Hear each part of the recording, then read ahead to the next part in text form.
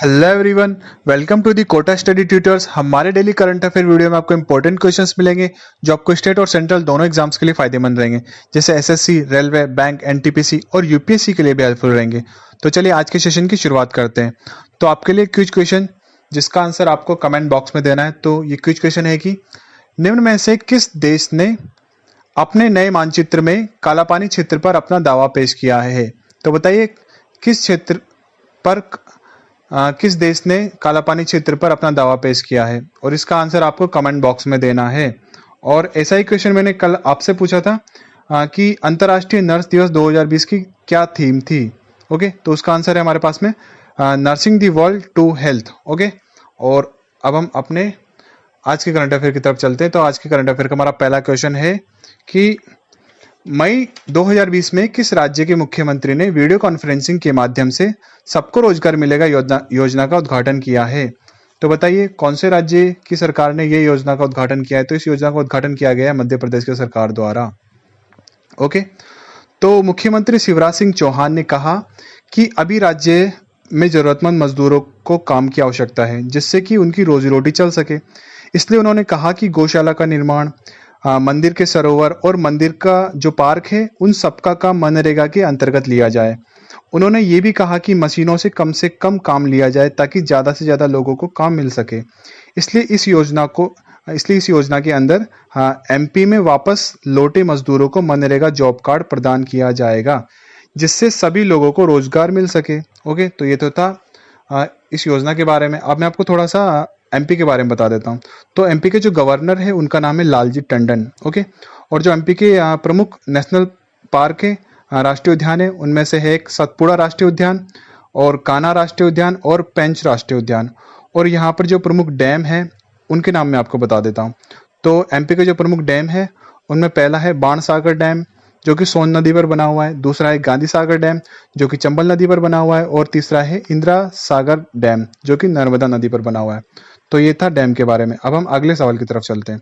तो हमारा अगला क्वेश्चन है कि मई 2020 में आरबीआई ने किस बैंक को 15,000 करोड़ रुपए का ऋण देने की घोषणा की है। तो बताइए आरबीआई ने इनमें से कौन से बैंक को 15,000 करोड़ रुपए का लोन देने की घोषणा की है। तो ये घोषणा की गई है एक्सिम बैंक को 15,000 करोड़ का लोन देने की।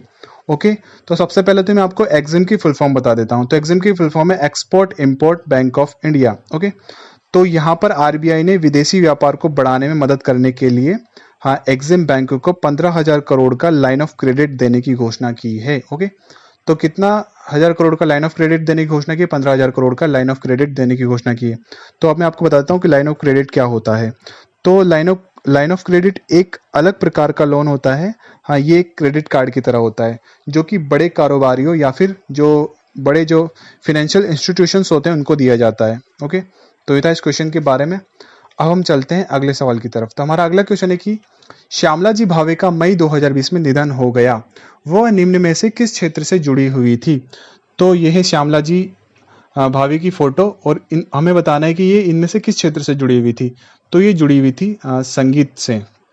ओके, और इनकी हिंदुस्तानी और कर्नाटक दोनों तरह के संगीत पर समान कमांड थी। ओके, और इनको सर एम विश्वेश्वरैया द्वारा उभय गण विदुषी की उपाधि दी गई थी। किसकी उपाधि दी गई थी? उभय गण विदुषी की। ओके, तो ये था हमारा तीसरा क्वेश्चन। अब हम अगले क्वेश्चन की तरफ चलते हैं।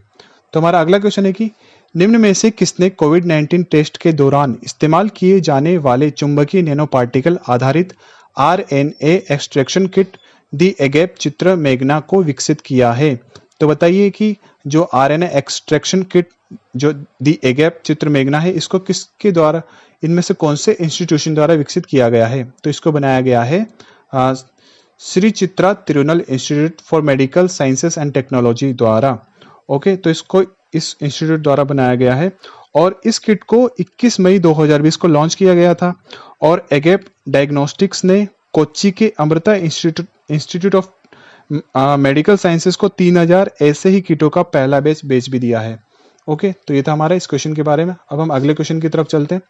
तो हमारा अगला क्वेश्चन है कि निम्नलिखित में से कौन 2.32% हिस्सेदारी के लिए जियो प्लेटफॉर्मों में 11,367 करोड़ रुपए का निवेश करने के लिए तैयार है।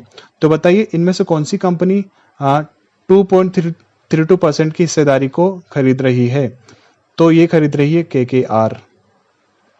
ओके, तो ये रिलायंस इंडस्ट्री लिमिटेड के कारोबार में इन्वेस्ट करने वाली 5वीं कंपनी है। ओके, इससे पहले भी 4 और कंपनियां भी रिलायंस इंडस्ट्री लिमिटेड में इन्वेस्ट कर चुकी है। तो उन 4 कंपनियों के नाम मैं आपको बता देता हूँ। तो उनमें से पहली है फेसबुक, दूसरी है सिल्वर लेक, तीसरी है विस्टा इक्विटी पार्टनर्स और चौथी है जनरल एटलांटिक, जो कि चारों कंपनियां इसमें इन्वेस्ट कर चुकी है। किसमें?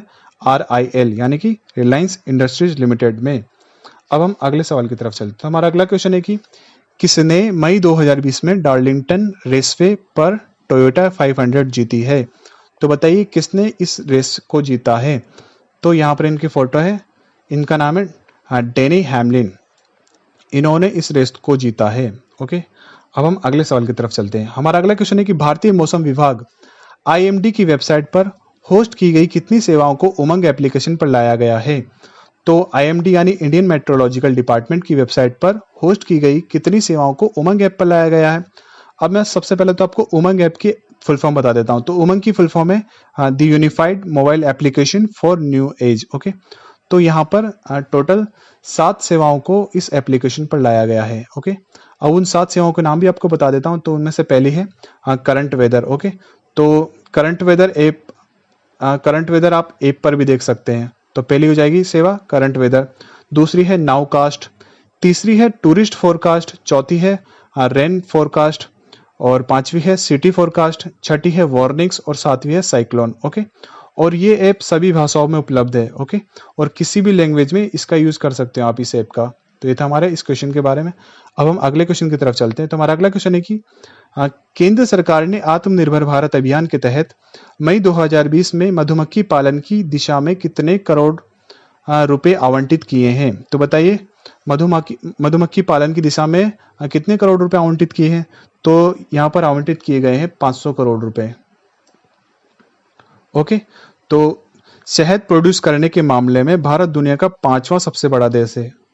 तो सरकार ने आत्मनिर्भर अभियान के तहत मधुमक्खी पालन के लिए 500 करोड़ रुपए एलोकेट किए हैं। ओके, और इसकी जानकारी किसने दी थी? तो इसकी जानकारी कृषि और किसान कल्याण मंत्री नरेंद्र सिंह तोमर द्वारा दी गई थी। तो ये था हमारे इस क्वेश्चन के बारे में। अब हम अगले क्वेश्चन की तरफ चलते हैं। तो हमारा अगला क्वेश्चन है कि विश्व कछुआ दिवस हर साल कब मनाया जाता है?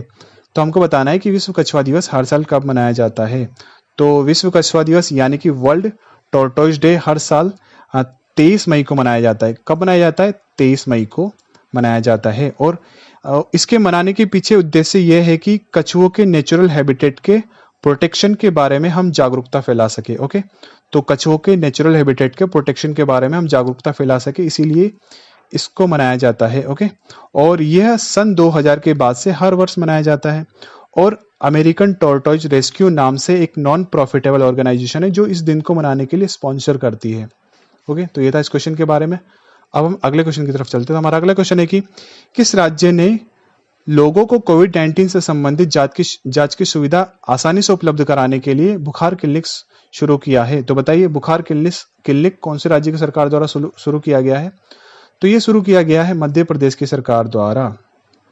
ओके, तो ये बुखार क्लिनिक गवर्नमेंट और प्राइवेट दोनों क्षेत्र में होंगे। MP के सभी जिलों में 1391 बुखार क्लिनिकों ने काम करना शुरू भी कर दिया है, जहां पर 42,151 लोगों का हेल्थ टेस्ट किया जा चुका है। तो ये था हमारा इस क्वेश्चन के बारे में।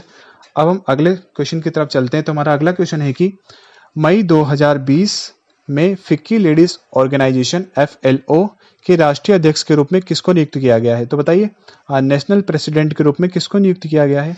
यहाँ पर उनकी फोटो भी है, इनका नाम है जानवी फुकन। ओके, तो यहाँ जानवी फुकन को फिक्की लेडीज ऑर्गेनाइजेशन के नेशनल प्रेसिडेंट के रूप में अपॉइंट किया गया है। अब मैं आपको फिक्की की फुल फॉर्म बता दूं। तो फिक्की की फुल फॉर्म है the federation of Indian chambers of commerce and industry. Okay, ये व्यापार संस्थाओं का एक एसोसिएशन है जिसकी शुरुआत महात्मा गांधी की एडवाइस से 1927 में हुई थी। ओके, और इस फिक्की का हेडक्वार्टर कहाँ पर है? तो फिक्की का हेडक्वार्टर है न्यू दिल्ली में। ओके, और करीब 2.5 लाख कंपनी फिक्की की मेंबर्स है। ओके, तो इस क्वेश्चन के बारे में आपको बता दिया। अब हम चलते हैं अगले सवाल की तरफ। तो हमारा अगला क्वेश्चन है कि मई 2020 में प्रसिद्ध ऑस्ट्रेलियाई खिलाड़ी एशले कूपर का निधन हो गया। वो निम्न में से किस खेल से जुड़े थे? तो यह है एशले कूपर की फोटो और ये जुड़े हुए थे टेनिस से। ओके, तो इनका पूरा नाम है एशले जॉन कूपर। ये ऑस्ट्रेलियन टेनिस प्लेयर हैं और ये 1953 से 1968 के बीच खेले थे।